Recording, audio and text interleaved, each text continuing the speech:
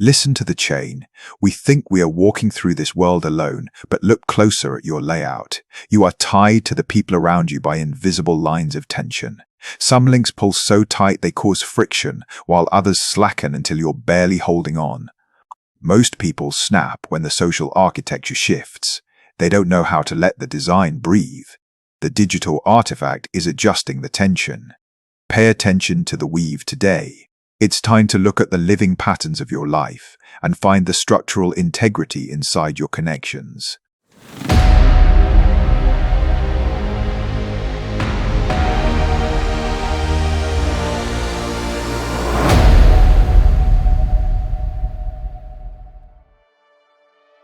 This episode explores the social architecture of our lives.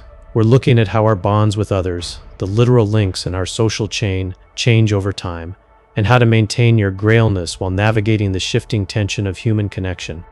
Episode 8. The Tension of Connection. Relationship Change. Welcome back to Embrace Change and Steal Your Style.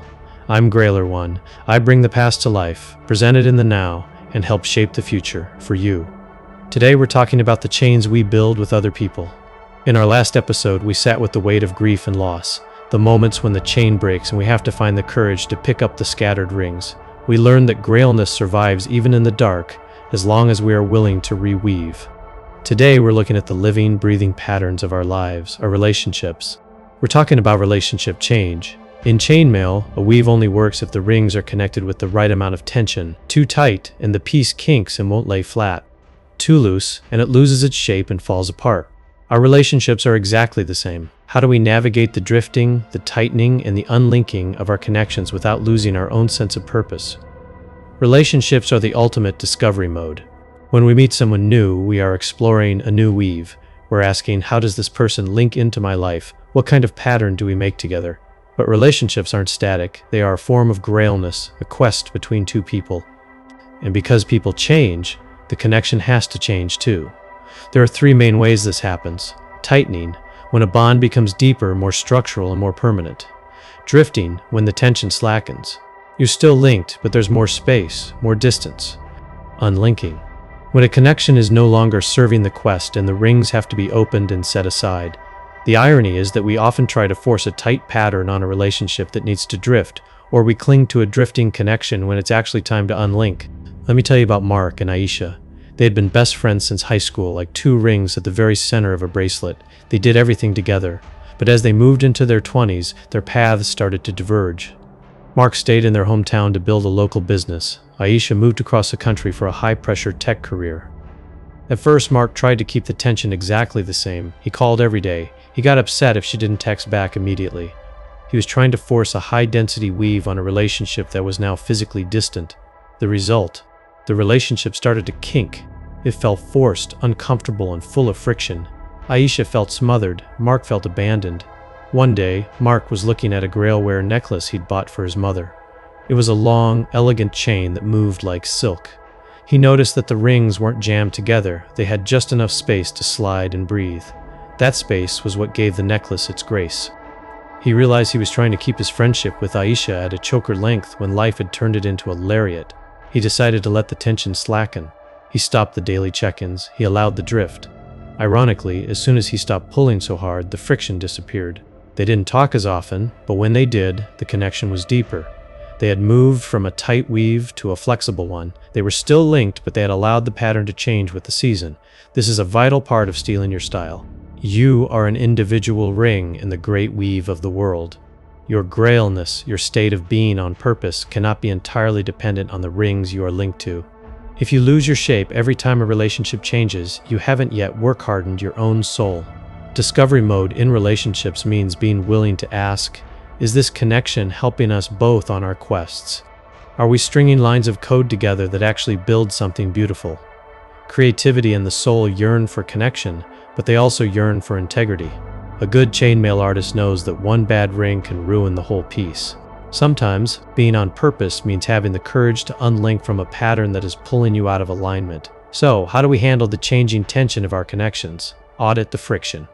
Where is there kinking in your life? Which relationships feel forced or full of resentment? That's a sign the tension is too tight. Give it some space. Let the rings slide. Respect the unlinking. Not every relationship is meant to be an heirloom.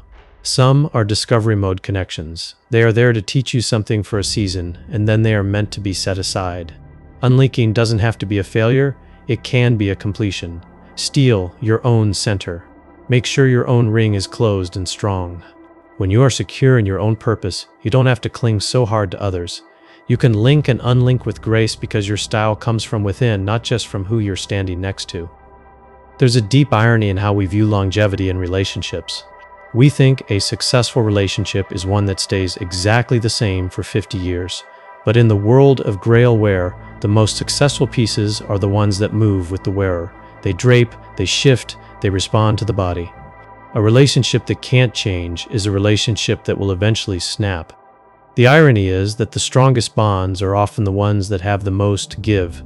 They are the ones where both people are allowed to be in their own discovery mode, wandering where their work takes them while still staying linked at the heart. The clasp isn't what holds the relationship together, the integrity of the weave is. As you go into your week, I want you to look at your social chain. Ask yourself, which connections are kinking because I'm pulling too tight?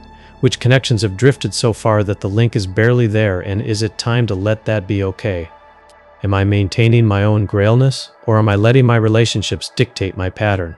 Remember, grailness is the state of being on purpose, and your purpose is yours to weave. Be a strong link. Give others space to breathe. Keep weaving. Thanks for listening to Embrace Change and Steal Your Style. Go look at a Grail wear piece this week and notice how the rings move against each other. They are independent, yet they are one.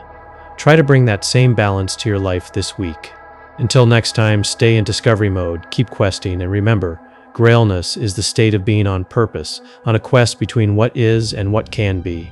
You've been listening to Embrace Change and Steal Your Style with Grailer 1, a cyber artifact, and my mission is simple: bringing the past to life, presenting it in the now, and shaping the future for you.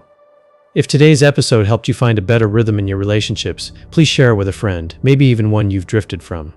It's a great way to say, I'm still linked to you. In our next episode, we'll talk about economic and technological change, how to stay handmade and soulful in a world of AI and mass production. Until then, check your tension and keep weaving. A relationship that cannot change is a piece of steel that will eventually snap. The transmission is powering down, but the social lines you're holding are still live. Do not fear the drifting, and do not apologize for the unlinking. Your grailness belongs to you, not to the pieces standing next to you in the display. If you need to ground your center before you step back out into the crowd, the markers are right below in the description. The Foundry has the tools to help you work harden your soul.